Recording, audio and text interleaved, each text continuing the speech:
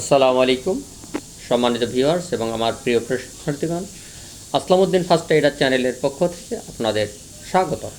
আজকে আমরা যে বিষয়টা নিয়ে কথা বলবো, মেলেনা কি?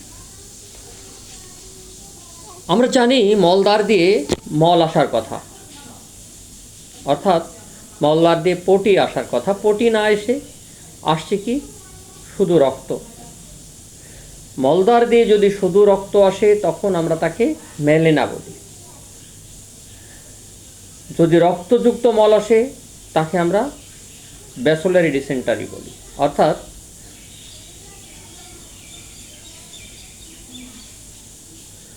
রক্তমশয় বলি।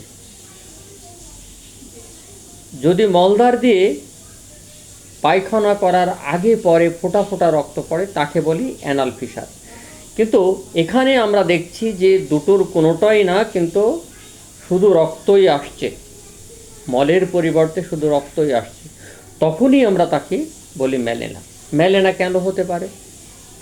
আমরা আমাদের পরিপাকতন্ত্র বলতে গেলে বিশেষ করে ক্ষুদ্রতন্ত্র থেকে শুরু করে পাকস্থলী বা এসোফেগাস পর্যন্ত কোনো স্থানে যদি ক্ষত সৃষ্টি হয় বা আলসার হয়, ক্যান্সার হয়, যক্ষা হয় বা পারফোরেশন হয় অর্থাৎ ছিদ্র হয়, এই কারণে এখান থেকে কি আসতে পারে? রক্ত আসতে পারে। এই রক্তের সাথে কিন্তু আবার হেমোচুরিয়াও হতে পারে। এই মলের সাথে যখন আমরা রক্ত না এসে শুধু মলই রক্ত আসে তখন অবশ্যই ভাববার বিষয়, রোগীর যে কোনো মুহূর্তে আমাদের শকে চলে যায়। তাহলে আমরা এই অবস্থায় যখন আমরা রোগীর দেখি তখন রোগীর প্রাথমিক অনুসন্ধান কি করি? রক্তের ধরন দেখেই আমরা বুঝবো যে এটা আমাদের মেলেনা। রক্তটা হবে কফি কালার, এবং সেখানে আবারও একটা কথা বলছি যে মলের পরিবর্তে শুধু রক্ত আসবে। রোগীর পালসের গতি বেড়ে যাবে, প্রেশার কমে যাবে, রোগী আস্তে আস্তে কথা ক্ষীণ হবে।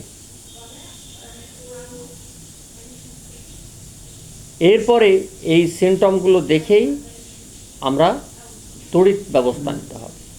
তড়িৎ ব্যবস্থা কি? যদি আমরা এরকম মেলেনা রোগী পাই, তড়িৎ ব্যবস্থা হচ্ছে আমাদের এমার্জেন্সি যেটা করতে হবে, দ্রুত একটা আইভি ফ্লুইড, যেটা সবথেকে বেটার হচ্ছে হার্ডম্যান সলিউশন, যেটা আমরা এইচএস নামে পেয়ে থাকি আজ।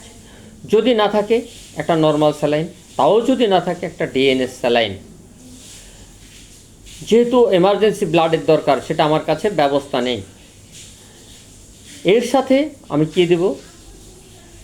টামেক্সামিক অ্যাসিড যে ইঞ্জেকশনটা আমরা পাই, যেমন ট্রাসিড, এই একটা আমরা আইভি দিয়ে দেব।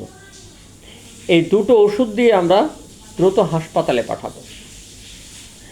অনুসন্ধান আমরা কি করব? যে কী প্যাথোলজি অনুসন্ধান করা যেতে পারে। যেহেতু রক্ত যাচ্ছে তাহলে রক্তের গ্রুপ অবশ্যই করতে হবে এবং নতুন রক্ত আমাদেরকে ব্যবস্থা করতে হবে, অন্যত্র থেকে রক্ত ট্রান্সমিশন করে দিতে হবে। তাহলে রক্তের গ্রুপিং করা লাগবে এবং হিমোগ্লোবিন পার্সেন্টেজ দেখার জন্য অবশ্যই আপনি সিবিসি করবেন। সিবিসি করলে সেখানে হিমোগ্লোবিন পার্সেন্টেজ, ইএচআর পাবো, ডাব্লিউবিসি পাবো, রেড ব্লাড সেল পাবো, অনেকগুলো জিনিস আমরা এখানে পাবো। কারণ আমি দুটো রোগের কথা বলেছিলাম, যক্ষা এবং ক্যান্সার। সেটা যদি হয় তাহলে আমার ইএচআর বৃদ্ধি পাবে এবং যদি পারফোরেশন হয় সেখানেও বৃদ্ধি পাবে এবং আমার ডাব্লিউবিসি বৃদ্ধি পাবে এবং রেড ব্লাড সেল কমে যাবে, হিমোগ্লোবিনও কমে যাবে। হিমোগ্লোবিন যদি কমে যায় তখন আমি কি করব? তখন অবশ্যই আমাকে দ্রুত রক্ত দিতে হবে। এখন রক্ত তো যথাযথ দেওয়া যায় না, অবশ্যই সেখানে আমাকে হসপিটালাইজ করতে হবে। এর জন্য এই রোগী আমি কখনোই দেরি করব না, যত দ্রুত সম্ভব হাসপাতালে প্রেরণ করতে হবে।